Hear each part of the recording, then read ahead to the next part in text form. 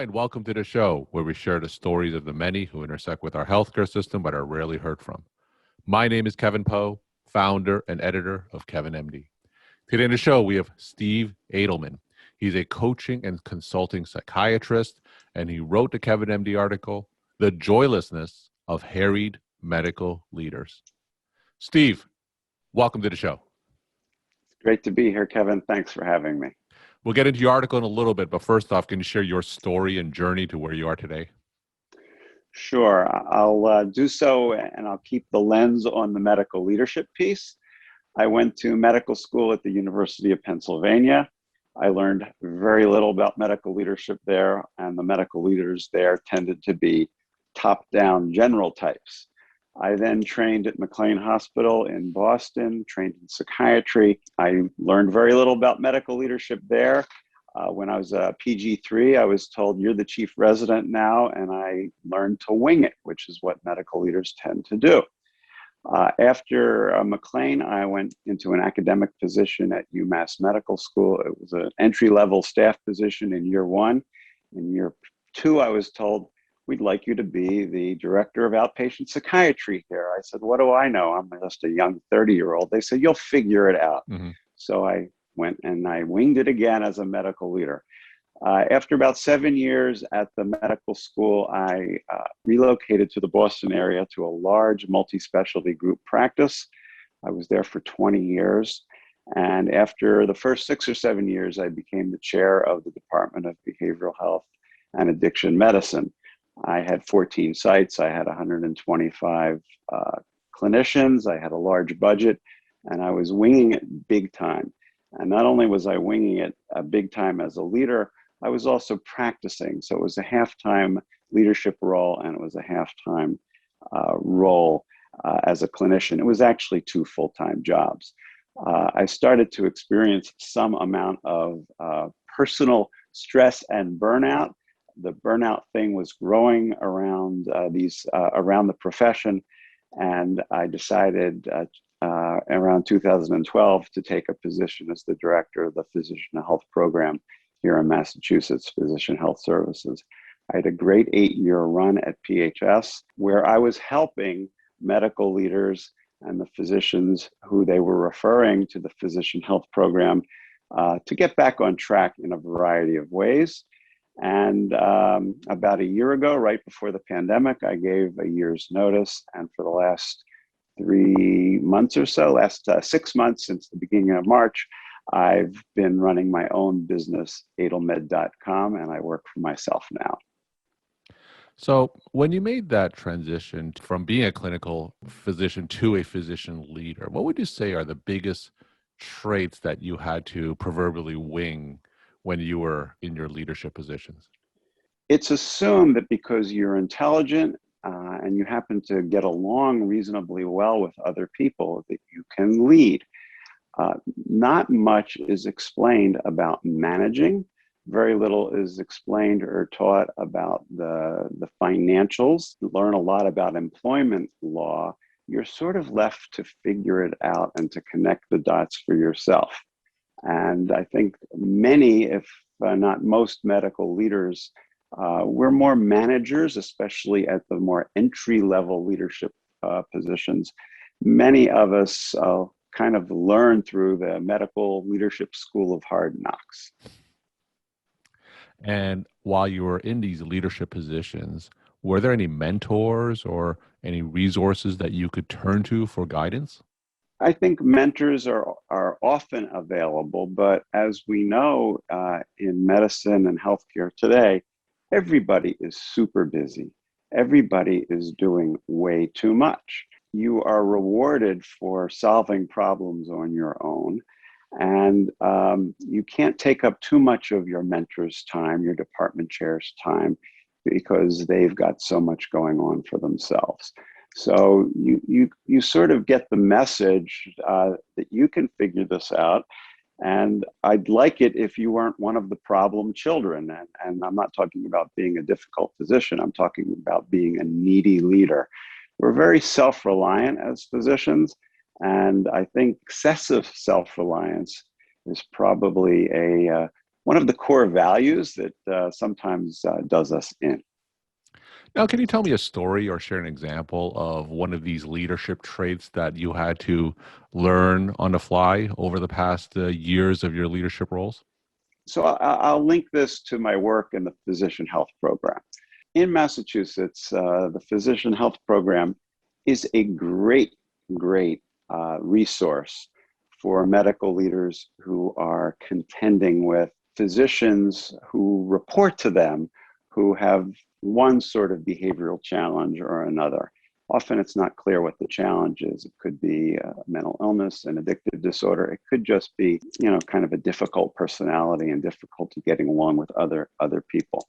So when I was leading in my last job, I had one of these doctors with rough edges who was a little bit difficult. This physician also happened to be incredibly productive. He did a lot for the bottom line of my department and the organization. And I sort of left well enough alone until the whole thing blew up.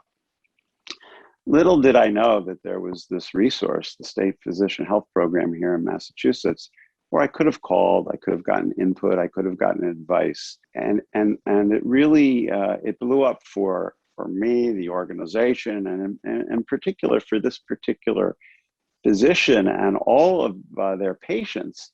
It blew up spectacularly because we really had the mentality of it. If it isn't broken, why try to fix it? And it was a little bit broken, but it wasn't so broken that we did anything about it. All right, let's transition now into that article that you wrote. I'm certainly interested in hearing more about that transition and journey into physician leadership. It's titled The Joylessness of Harried Medical Leaders. Now, for those who didn't get a chance to read that article, can you just walk my audience through it and share the story of why you decided to write it? Well, it was really to exhort the profession to do more in the domain of teaching leaders in particular, but all health professionals, teaching them what we call the soft skills. So to be effective health professionals, there's a lot of knowledge to acquire. There's a lot of skill that's mostly technical in applying that knowledge to the patient.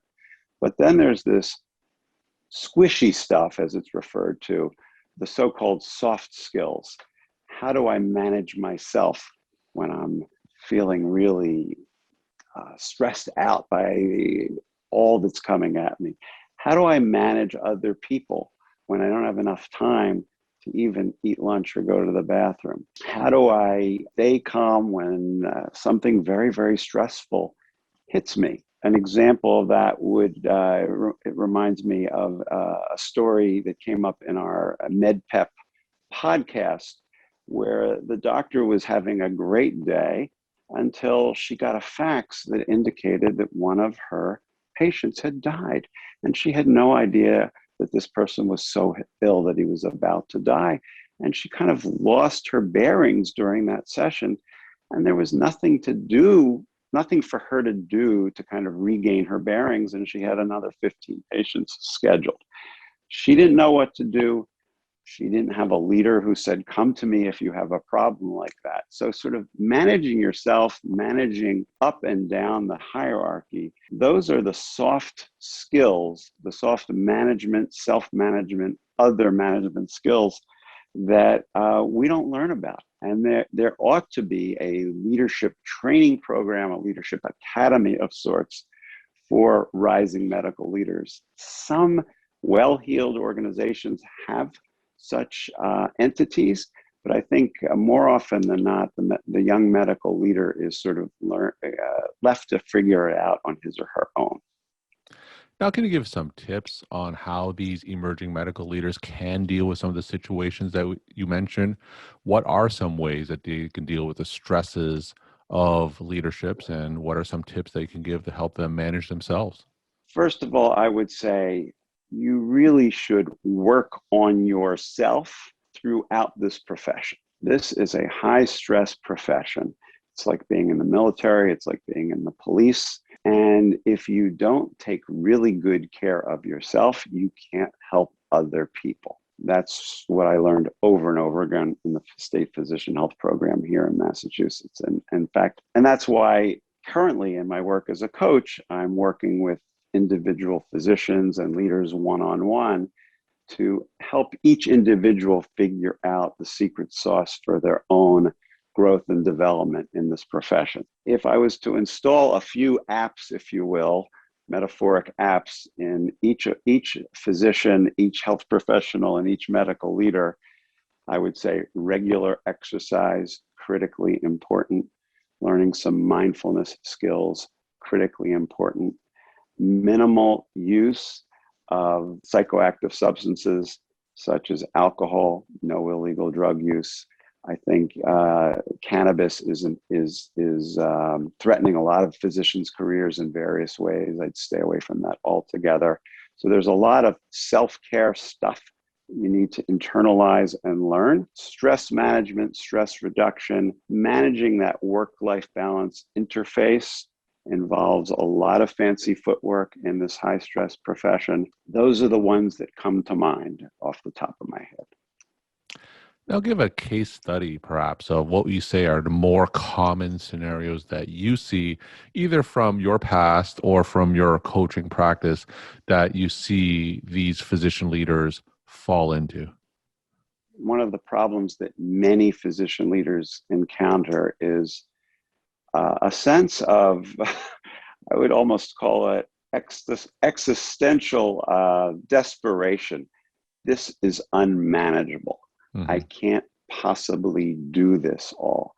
How in the world can I manage my leadership responsibilities, my patient responsibilities, and be there for my family and my other loved ones? It just seems unmanageable. Our field, our profession has gone back and forth around this a little bit. How much of what we need to do involves improving our own tools, mm-hmm. and how much of it has to do with improving the system, the clunky system that we're all embedded in. And frankly, it actually involves both, but it's really impossible or very difficult to fix the clunky system if we don't have a sense of vitality and effectiveness and well-being ourselves. So I do think we need to establish certain a basic sense of, I know what I'm doing, I know how to manage myself and my environment and other people effectively, and then I can bring that to bear as I deal with tinkering with this system, which is far from perfect. We're talking to Steve Adelman. He's a coaching and consulting psychiatrist, and he wrote the Kevin Emdy article, The Joylessness of Harried Medical Leaders. Steve, not every physician is built to be a physician leader. Some are actually happy not being in that leadership role. What are some of the character traits that physicians should have that would make them suited for leadership positions going forward? That's a great question. I do think that the ability to tolerate ambiguity is extremely important. The ability to think dialectically, to understand that there's no perfect right answer to every problem.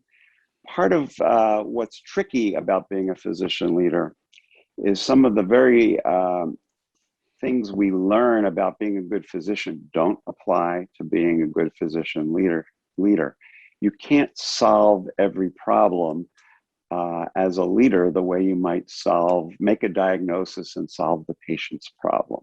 Having the ability to think about the larger picture, to think about the system, and to communicate effectively, these are really, really important leadership characteristics. And then I think last but not least is understanding the corporate financial gears in the large machine that we find ourselves part of. Medicine it's not just a calling and a profession, although it is very much a calling and a profession. It's also the largest sector of the US economy. And if you don't understand how all that fits together, you'll have a hard time leading others who also don't understand it.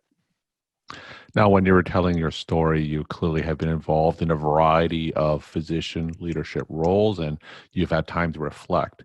If you were to start this journey all over again from the beginning, what are some things that you would do differently?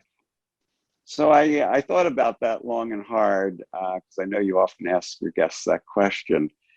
And I actually have thoroughly enjoyed everything I've done in my career. I will say that something came to me midway through in the 90s that I wish it had come to me earlier because it's been part of the secret sauce for me. And this might surprise you, I don't know, but I became a person of faith in the mid 90s. And quite specifically, I was on a sabbatical in Israel and I saw people observing the Jewish Sabbath traditionally and really unplugging themselves one day out of seven. I said, that looks really good to me. I'm going to start doing that. And I started doing that in the 90s and never stopped. And unplugging one day a week has really been my salvation. I'm surrounded by a community of people who also do this, and that's part of that salvation. But it's really about having a day of downtime, a day of reflection, a day to think about the larger picture in this world. So that, to me, I wish that had come to me a decade sooner. And for those emerging physician leaders, what kind of resources could you recommend they turn to? There is a Physician Leadership Institute, I think it's called now. It used to be the Association of Physician Executives. They have a lot of educational materials that are out there. I would certainly consider taking a look at their website and partaking in some of those materials. Although it may those educational programs, I do think that one-on-one work of one sort or another, depending on what your needs are. This could be working with a mentor, working with a supervisor, working with a business consultant, working with a therapist, or working with a coach. Some of the above, one or more of the above, I would say most leaders, especially the ones in the highest echelons of corporate and medical leadership, make use of those kinds of resources rather freely. And my final question, what's your take-home message that you want to leave with the clinician audience? It's a glorious profession that we're in. It's a difficult one and a perilous road. And stay in touch with what's inside of yourself and work on it as best you can along the way, because you can't take excellent care of patients if you don't really fine-tune yourself. And how can people reach you? They can reach me through my website, which is Adelmed, ADELMED.com.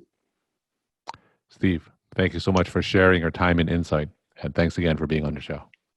You're welcome, Kevin.